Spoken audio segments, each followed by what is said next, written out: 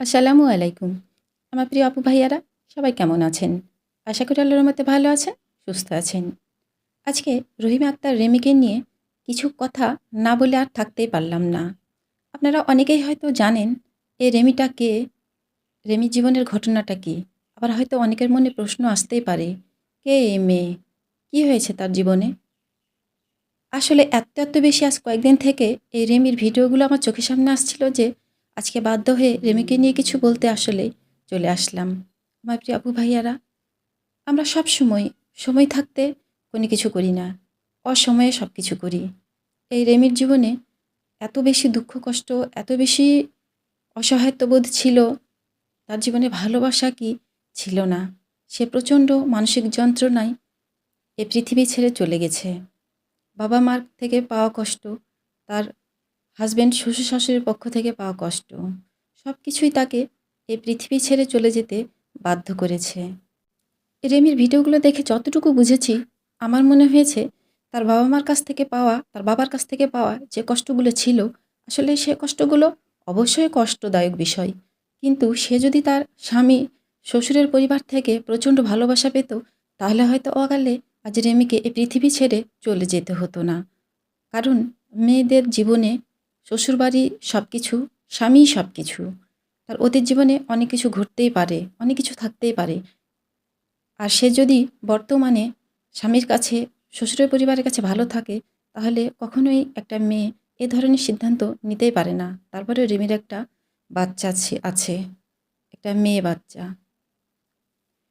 তো যাই হোক, আমাদের সমাজ, আমাদের পৃথিবী এমনই যে আমি যদি সুস্থ অবস্থায়, আমি বা আপনি, আমরা যদি সুস্থ অবস্থায় হাঁটা চলাফেরা করে ভেতরে, শরীরের ভেতরে অজস্র অসুখ নিয়ে যদি সংসারের সব দায়িত্ব পালন করি, তাহলে কিন্তু আমাদের দিকে কেউ ফিরেও তাকায় না।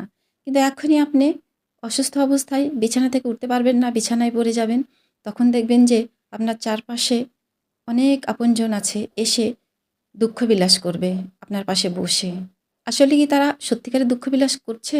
আসলে কি তারা আপনাকে ভালোবাসে? আমার তো মনে হয় না। কারণ আমার চারপাশের মানুষ তো জানে যে আমার শারীরিক অবস্থা কেমন, আমার মানসিক অবস্থা কেমন। তারা জানার পরেও যখন আমি হেঁটে চলাফেরা করতে পারছিলাম, তখন কিন্তু কেউ আমার পাশে এসে দাঁড়ায়নি। ঠিক যে মুহূর্তে আমি চলে যাব, শেষ নিঃশ্বাস ত্যাগ করব, সেই মুহূর্তে এসে আমার চারপাশে বসে আমার মুখে শেষ পানি দিচ্ছে আর দুঃখ বিলাস করছে। এটা কি আসলে ভালোবাসা হলো? এটা কি আমার চারপাশের মানুষের আমার পাশে এসে দাঁড়ানোর কথা হলো? আমার পরিবারের আমার পাশে দাঁড়ানো হলো? অবশ্যই না। রেমির ক্ষেত্রেও তাই হয়েছে। রেমির আত্মীয়স্বজন, রেমির পরিবার, রেমির সবাই তো জানে যে রেমির মানসিক অবস্থা কী? রেমি কেন আজ মানসিক রোগী হয়েছে? এটা তো ওরা জানে। তারপরেও রেমির পাশে এসে দাঁড়ায়নি। আমার মনে হয় যে ওরা যদি সঠিক সময়ে রেমির পাশে এসে ভালোবাসার হাত বাড়িয়ে দিত, রেমিকে প্রচণ্ড ভালোবাসা দিত, রেমির পাশে এসে দাঁড়াতো, বিশেষ করে ওর হাসব্যান্ড, তাহলে আজ রেমি এই অবস্থা হতো না। আজ রেমি এত অল্প বয়সে আত্মহত্যা করতো না। কিন্তু সেটা তো আসলেই হয়নি। যাই হোক, আমার প্রিয় আপু ভাইয়ারা, শেষে একটাই কথা শুধু বলবো, আল্লাহ সবাইকে হেফাজত করুন, সবাইকে বোঝার, ধৈর্য ধরার তৌফিক দান করুন। এটা ছাড়া আর কিছু বলার নেই। আজ রেমি ইহকাল পরকাল দুটোই হারিয়ে ফেলল। রেমির জীবনে অবশিষ্ট আর কিছুই থাকলো না। এতগুলো বছর ধরে রেমি যুদ্ধ করছিল নিজের জীবনের সাথে। ইচ্ছা করলেই তো, ইচ্ছে শক্তিটা থাকলেই কিন্তু আরও সে যুদ্ধ করতে পারত। আজ কেন সে চলে গেল অকালে? কেন সে যুদ্ধ করে আরও 10টা বছর কাটিয়ে দিতে পারল না ওর মেয়েটার মুখের দিকে তাকিয়ে? মনে কত প্রশ্নই আসছে। আসলে সমস্যাটা হয়েছে রেমির জীবনে। জানি না সে কীভাবেই এটাকে এতগুলো বছর ফেস করেছে। আল্লাহ সবাইকে ভালো রাখুক, সুস্থ রাখুক, এই দোয়াটুকুই করি।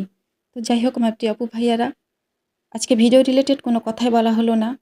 আবেগে অনেক কিছুই বললাম। কোনো ভুল ত্রুটি হয়ে থাকলে অবশ্যই ক্ষমা সুন্দর দৃষ্টিতে দেখবেন। সবাই ভালো থাকবেন, সুস্থ থাকবেন। ফিরে আসবেন ইনশাআল্লাহ আগামীতে নতুন কোনো ব্লগ ভিডিও নিয়ে। আল্লাহ হাফেজ।